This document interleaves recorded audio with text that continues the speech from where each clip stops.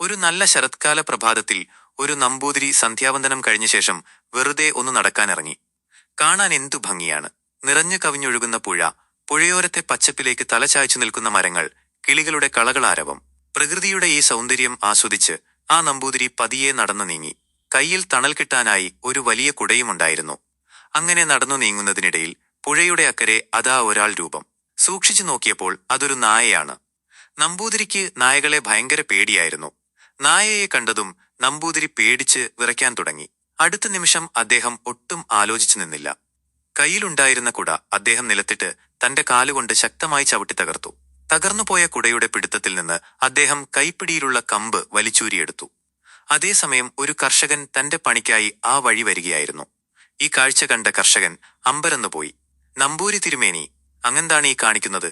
ഒരു നല്ല കുട എന്തിനാണ് ഇങ്ങനെ തല്ലിത്തകർത്ത് അതിന്റെ കാൽ വലിച്ചൂരുന്നത്?"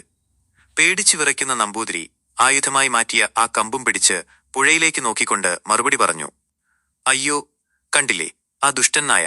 അതിനെ തല്ലി ഓടിക്കാൻ ഞാൻ ഈ കുടയുടെ കാൽ ഊരിയെടുത്തതാണ്." കർഷകന് ചിരി വന്നു. അദ്ദേഹം പുഴയിലേക്ക് നോക്കി ചോദിച്ചു: "അതിനു തിരുമേനി, ആ നായ പുഴയുടെ അക്കരെയല്ലേ? മാത്രമല്ല, പുഴ നിറഞ്ഞൊഴുകുകയുമല്ലേ? അങ്ങയുടെ അടുത്തേക്ക് ഇപ്പോൾ അതെങ്ങനെ വരാനാണ്?"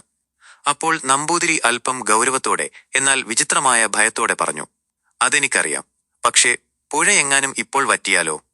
കർഷകൻ ആ മറുപടി കേട്ട് അന്തം വിട്ട് ചിരിച്ചുപോയി. നമ്മൾ നേരിടുന്ന പല പ്രയാസങ്ങളും ടെൻഷനും യഥാർത്ഥത്തിൽ പുറത്തല്ല, അത് നമ്മുടെ മനസ്സിന്റെ സൃഷ്ടിയാണ്. നമ്പൂതിരി പേടിച്ചതുപോലെ